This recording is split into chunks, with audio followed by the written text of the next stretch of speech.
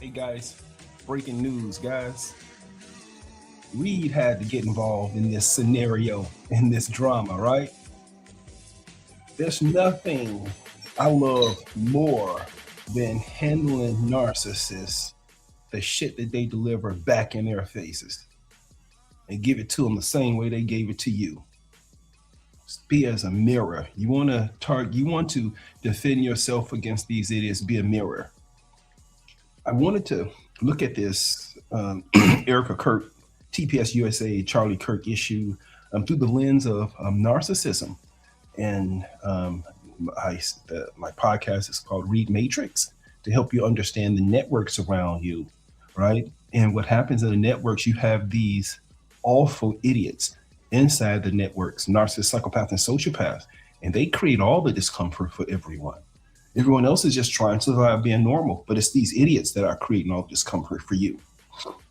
And so here, there's no one who with more experience with handling these pathetic perverts, these primitive perverts than I do.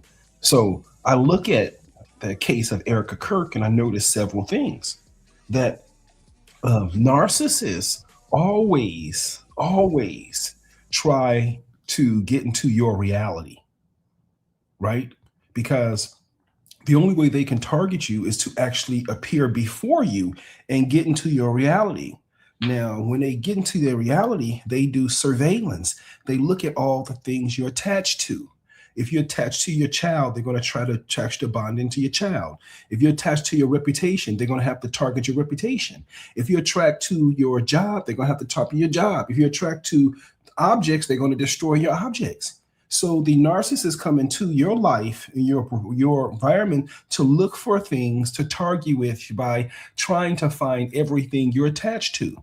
Like if you don't care about anything, there's no point in them doing it. So let's say if you didn't care about the toys you had when you were maybe that don't work anymore. If they start destroying the toys that don't work anymore, well, you're not attached to the toys that don't work anymore. You're attached to the toy that you use all the time.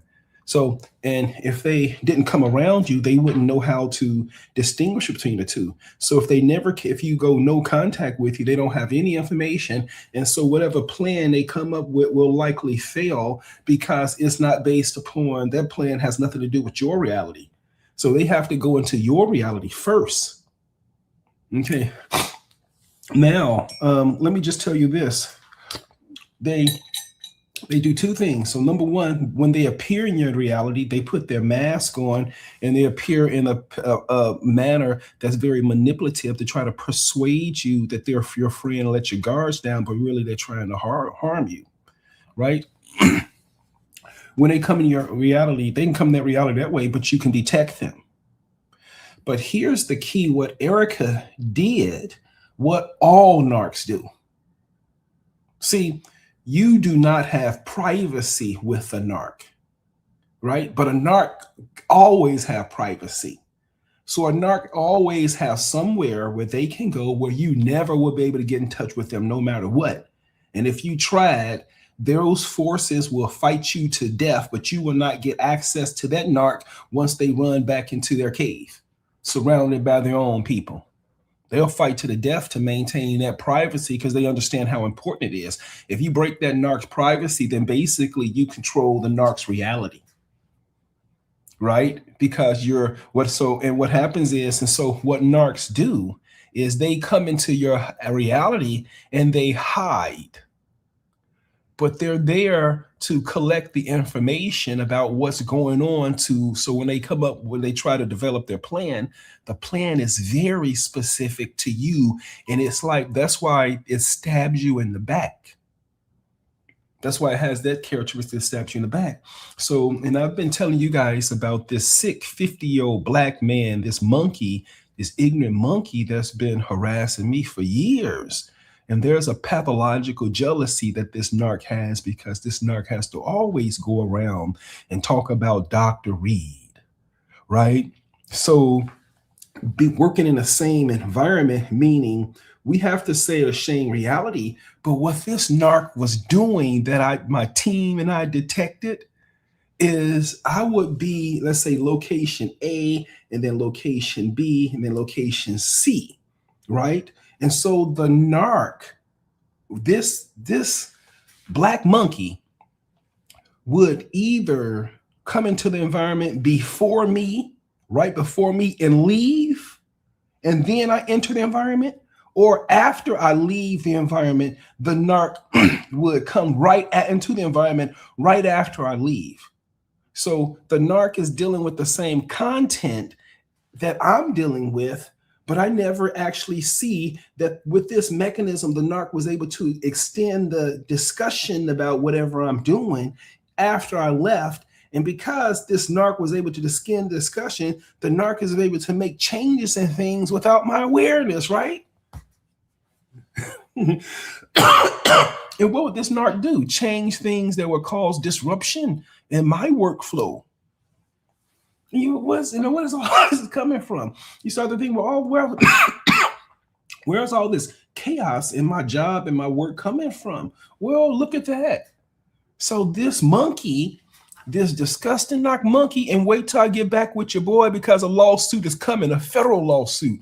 I'm gonna hit this ignorant nigga with a federal lawsuit, and I know him and his mama don't have any money, but with a federal lawsuit, you're gonna have to get an attorney. So I'm gonna drain that fool's money. I think him and his mother fucked with the wrong person. I hunt narcs. I hunt them, and I'm very patient. I let this fool run on me for like 5 years. Recorded everything, got thousands of hours of footage and conversations and talk, everything. I'm gonna run all this footage and all this content through an AI, and I'm gonna say, hey, why don't you go ahead and build me a legal case? This is what this narc's been doing, and I'm gonna dump all the information to AI and just print it all out for my attorneys. But let me tell you, you monkey, you and your mama, it's about to go down. But let me get back to these narcs. So anyway, let me tell you what this 50-year-old monkey narc was doing. So they'll come right before you leave and set the tone. Oh, Dr. Reed. Oh, Dr. Reed. Right before I call, oh, Dr. Reed. Oh, Dr. Reed. Get everybody riled up and everybody anxious, right? And then once this monkey starts to talk to people out loud on a regular basis, then the people don't want to engage with you because they don't want to deal with Monkey Man, right? And so Monkey Man, working with people like this Monkey Man would always do that. Then I would come into the environment and do my thing, have to deal with the changes in the environment, and then go ahead and leave. And then Monkey Man returns back to the environment to describe, to validate. Didn't you see that too? Didn't you see that too? Didn't you see that too? And so what happens is that the narc, if you draw a boundary and go no contact with them, they still structure ways so that they're in your reality, but they're hidden and you can't see it. But they can still make the same disruptive changes behind your back without you being aware of it. So they can go back and collude or target or threaten all the people you work with through that process. And it's a process of gossiping, right? It's a process of, if I can do this to Dr. Reed, then I can do this to all. Right? And this is how these narcs do. And you look at this narc's life, and this narc got like a high school diploma, making like minimum wage, right? Don't even have a license, right? And it's always these sick narcs that come out doing fighting you the most ferociously. Now, so this sick narc has been hiding in my reality and didn't even know it. So we had to find ways to, when I began to understand that concept, you have to find ways to block this and address it. And it seems to me that this is the same thing that Erika was doing here. And this is a part of coercive control. And so that is, you never have any privacy, meaning they always have one of their flying monkeys watching you, feeding them back information about you. in real time. And so the narc always have more information about what's going on with the whole situation than you, because they don't give you any information, and they feed the unidirectional information back to the narc. And the narc uses that misbalance of information, a disproportionate power, to target you with. And if you complain, nobody understands what's happening because they only have a small subset of information. And when you react, narc said, this narc had people thinking I'm crazy. Ooh, boy. I mean, I think the emotional, psychological distress that comes to that is going to bankrupt you, boy. I think you're going to have to pay me a lot. Man, this narc was coming in my environment. Oh, Dr. Reed is crazy. So anyone new come in, doc, he was doing this for years. And I sat back and said, hey, this ignorant nigga is going to pay me. He going to pay me good, boy. You going to pay me, you and your mama, boy. 5 years of suffering. I can't wait. I can't wait till a jury hears this. That's one of the things that you have to do with narcs. You have to sue them for that mouth. You have to sue them for that mouth. And this nigga was coming in my environment, changing things until my team picked up exactly how this nigga was doing it. And it's a 50-year-old black man. I mean, persistently pathologically jealous. Light-skinned black-skinned black. You look at this monkey, he's undesirable. You look at me and I am desirable. Look at this monkey, he doesn't have an education. Me, I have all the education. This monkey doesn't have any talent. I have all the talent. The monkey got to go off and everybody, Dr. Reed is crazy. And his mother, hey, Dr. Reed is crazy, right? That's what these sick people do. But you got to learn how to bust them upside the head like me. It's coming. Lawsuit, federal, get your money down, boy. You and your mom. Let me get back to TPUSA. So I know these idiots stalk you, so I know they watched the video with him and his mom read the video. All the content popped up in the middle of the video, boy. So you know everybody's gonna understand what's happening. That's right. So these narcs, they gotta stalk you so he can understand he's in the middle of the Charlie Kirk and his mom in the middle of the Charlie Kirk video. So that means that my message can outspread his anytime I want. That little mouth to mouth have to go word by word. That's inefficient. You see now. So same thing this monkey was doing to me is the same thing Erika was doing to Charlie. Staying in his reality, observing him, collecting information, but not letting him know. How do I know this? Okay, let me look at this. Let me look at a few of these. I was going through a few of these videos. So first of all, let me see here. Okay, now let me see. Now Charlie's chief of staff. Charlie's chief of staff is this dude named Mikey, right? Is this dude named Mikey, right? Now, I had to find a video of Mikey from my previous YouTube video because they're removing all of the videos with Mikey. So you can't find the original video with Mikey. Well, anyway, Mikey is his chief of staff, and Mikey has a phone in his hand, and Mikey is on the phone like this, watching the video. And as soon as the shot is heard, Mikey does this. And then Mikey goes and walks away. Mikey don't even check on his boy. He walks away, and all the shots of him walking away, he got his left hand to the phone. So Mikey was live streaming. And guess who was under the phone? Erika. So this is a ghetto live stream. It's a ghetto hidden live stream where, remember I said that you have to always record narcs because they always leave the footprints, and you can go back and look at the footprints, look at the video and see exactly what they did. And so this is something that's clever that Mikey never knew, that they would actually pick out his individual behavior and look at how it plays out here. Okay. Okay. So here is Kirk right here after the shooting. Right. This is Kirk down here. You see people tending to him, and this is his chief of staff. his best buddy. And his best buddy just walks away, and look, with that left hand still on the phone. Still on the phone. There was a niche that was still on the phone. It's really interesting.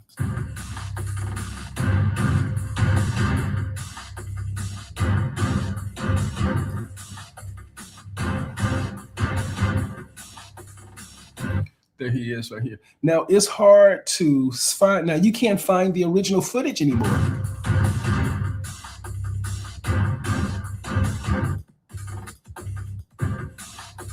Okay, here's another footage of this is them putting Charlie in the car, and here is Mikey walking away. And I believe Mikey rode with him in the car on the way there. And I wonder if this direction he's walking is to the car. And I wonder, where did Mikey go?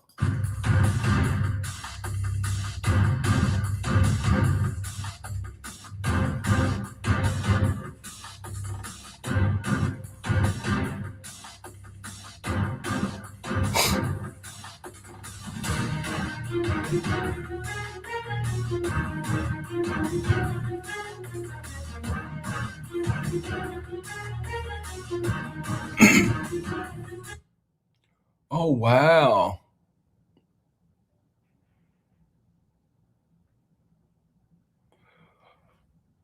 Oh, wow. And look. Remember, I'm saying you're surrounded by two sociopaths? Now, look, this is Mikey here. Is this the dude Blake guy right here? And that's on the ride on the way there?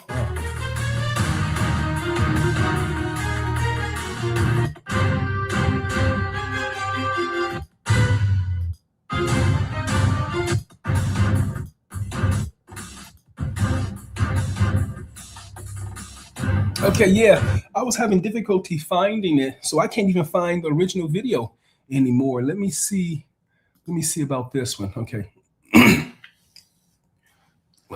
Okay. 4 times. I didn't know what to say. Those are the words that.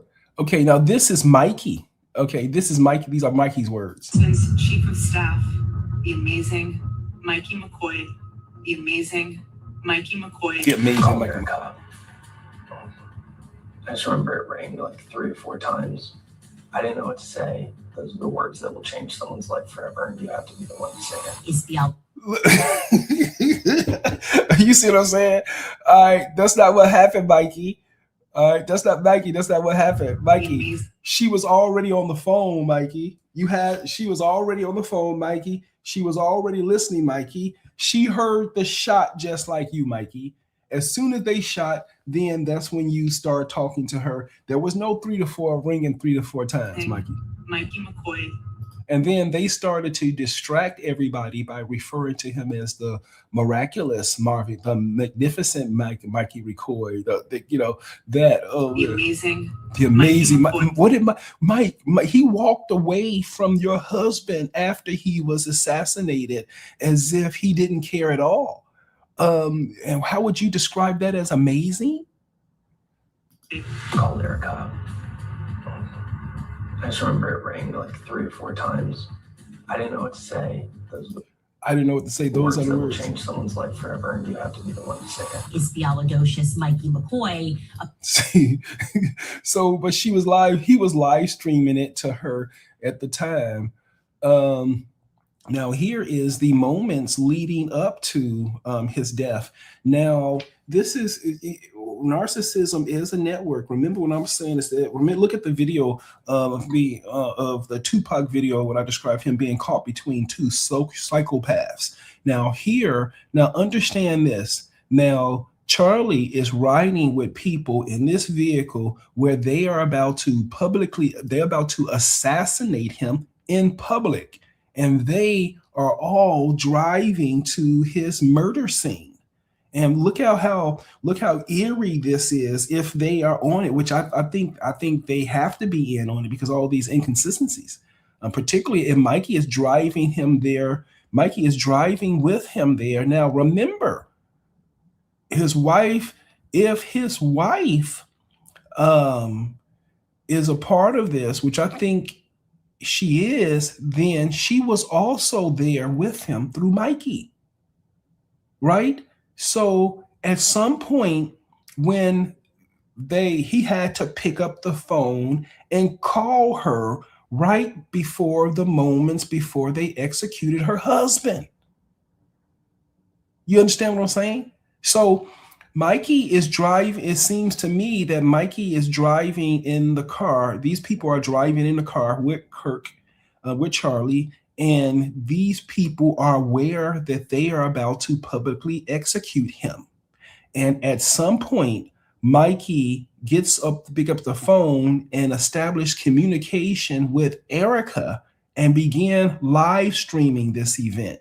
And all of this is happening inside of Charlie's reality, but outside of Charlie's awareness. Remember when I was saying that this black narc targeting me, that he evolved to be able to be inside my reality so that he can create changes and disruptions, but then hide in a way that I'm not aware that he's hiding behind the file cabinet, right? Can you imagine these stupid, sick, ridiculous, perverted people at work hiding behind a file cabinet, moving things, trying to distort the reality, so the environment, so it doesn't function the way you expect it when you return to it. And that's what this monkey was doing. And I think this is the same thing that Erika is doing here. Erika has awareness of the circumstances, but she hasn't disclosed to anyone else or never let Charlie or anyone else know that she had awareness of the events that were taking place. So she wasn't there, but she wasn't there physically, but she was there virtually. And she believes just because she's changed her visitation type, that her tracks can't be found. But listen here, this is the ride up to the die. Start to get my mind to figure out where they were arrested. Wow, look at that. Beautiful. Look at that.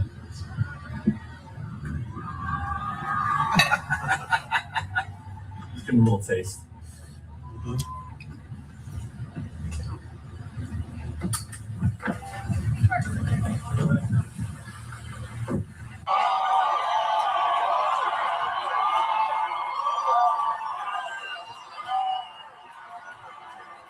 Now, no, this is the walk of death.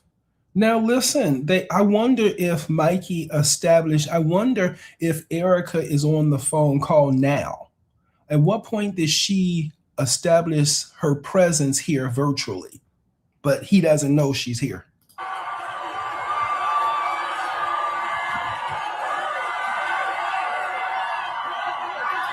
And if the shot came from these buildings over here, it had to have been a marksman.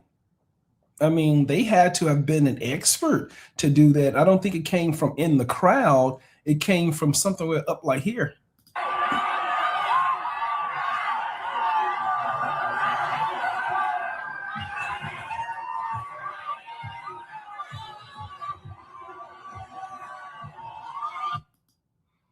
Oh, just awful. Just awful. Let's see here. Okay, now here's Mikey McCoy's dad. Okay, so Mikey said that he called Erika and it had to ring 3 or 4 times, but the tape didn't show that. She was already on the phone. But then look, so and then I searched the I searched the Grok, right? Searched the Grok. I think that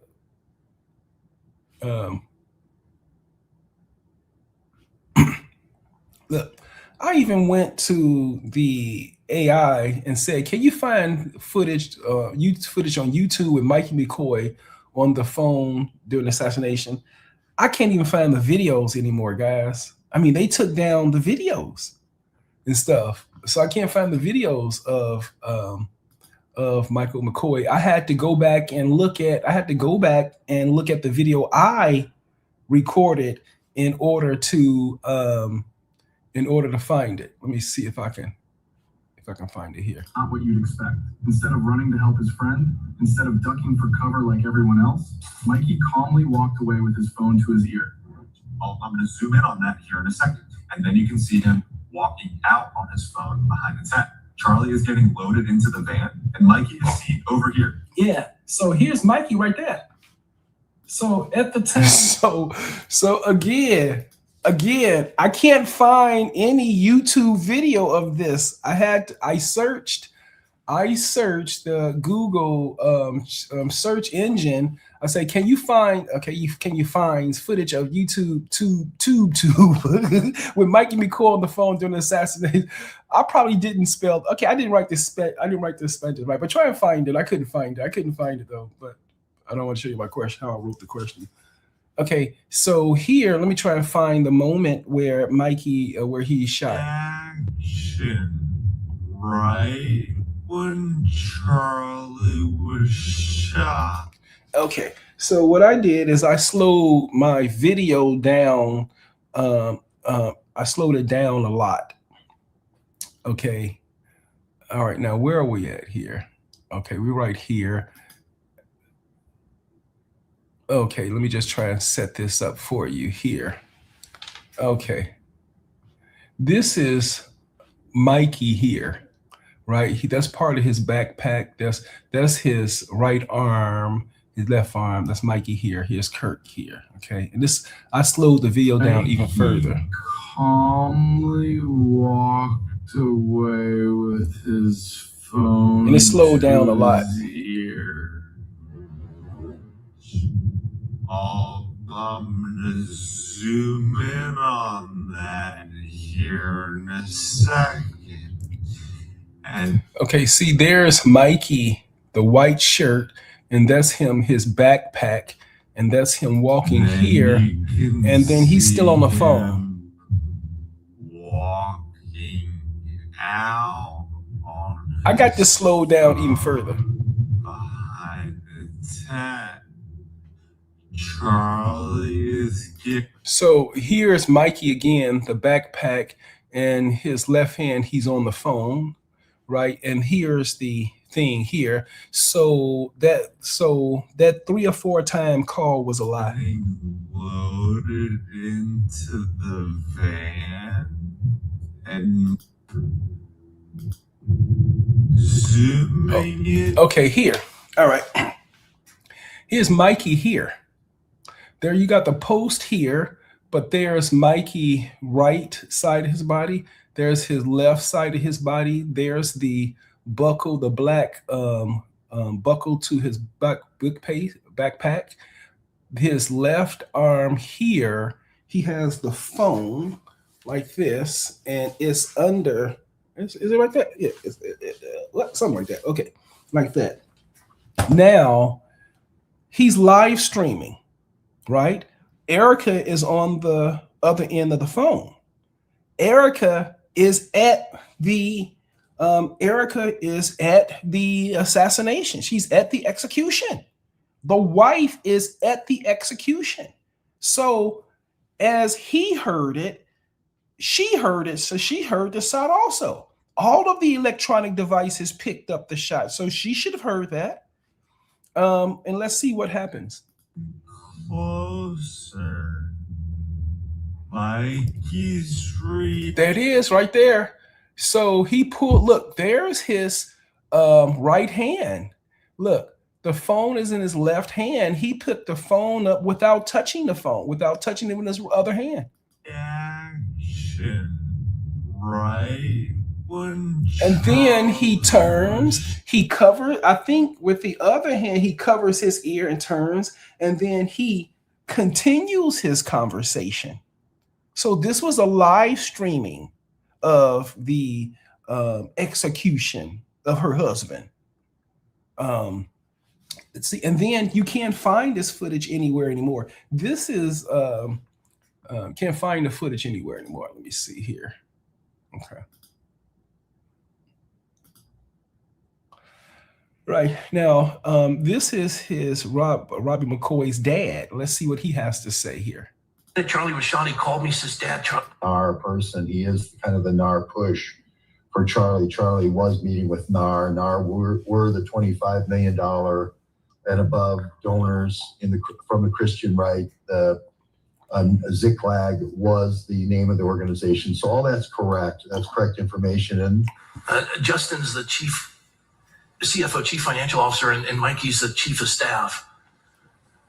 And I'm watching the minute Charlie was shot, he called me, says, "Dad, Charlie's been shot in the neck. Please." Wait a minute. And these preachers, man, these are Christians, right? Mikey, that was supposed to be your boy, Mike.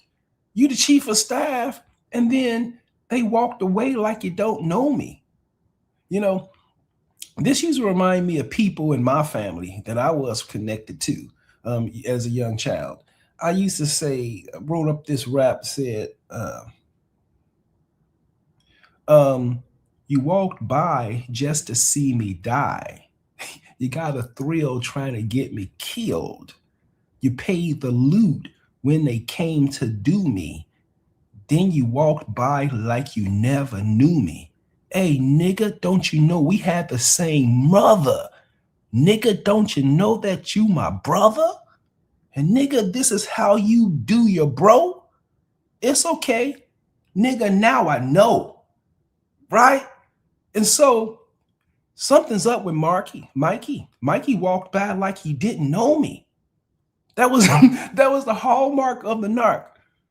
Then you walk by like you didn't know me. So the man took a bullet to the neck and his boy, the Christian, he walked away. He didn't show any love. He didn't show any humane response. Man, he played his role well. And Pops, another preacher, he's covering up his tracks. And I'm watching the minute Charlie was shot, he called me, says, "Dad, Charlie's been shot in the neck. Please call every pastor and pray." Man, these religious folks, man, never get into a fight with a religious folk, man. Leave the religious folks alone, man. Don't never fight because they don't have boundaries, man. Everything with the religious folks is biblical. Man, I mean, eye for an eye with these folks, and you see how they get down, man. This is a religious fight. Listen, all the seculars, I like, what the hell is this? The cruelty, the sophistication of it, the cunningness of it. And you know it has the characteristic that keep your enemy close, your friends close, but your enemies closer. Oh no, man. I mean, you have the preachers up there trying to steer people to this. Now look, this is a statement that came out from Mikey Mccoy, the executive. The news of Charlie Kirk's death is deeply tragic, and I would like to extend my sympathies to his family, friends, and all who are grieving this loss. Regardless of what he stood politically, an act of violence against an American is an attack on the values that hold our nation together. He didn't behave like that on that day. All right? He didn't behave. His behavior didn't suggest that these powerful words would be coming out of him. Right? Where did he get such powerful words at? You can't get something for nothing. Mikey, where did you get these powerful words at, bro? Our country was founded on the idea and differences that should be resolved through open discourse, free expression, and peaceful exchange of ideas. And Mikey just walked away. No matter what our political differences and disagreements is, at the time of what? It is, as Martin Luther King was said, okay, no, I can't, man, hell no. Come on, man. Mikey.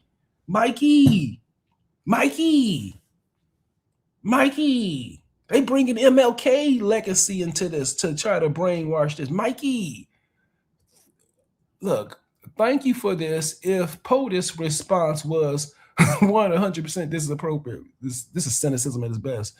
These people are trying to steal Charlie's legacy and don't seem to know whom he was.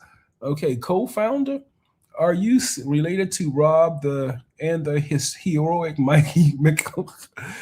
Did he say Martin Luther King was an awful person, not a good person? It was Mike. Okay, so man, it's something else, man. Hey, these religious folks fighting.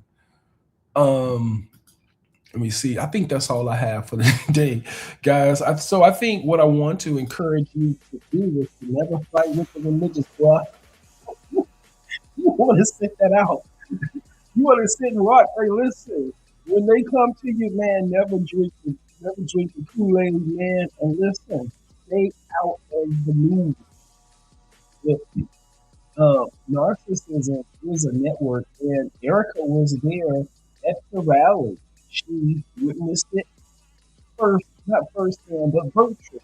She virtually attended, and she got the news at the same time everybody else. No one needs to call. And now it seems like they're scrubbing the internet of all of these things. I can only find the stuff through the videos I recorded and stuff. So it'll be interesting. So remember, guys, narcissism is a network.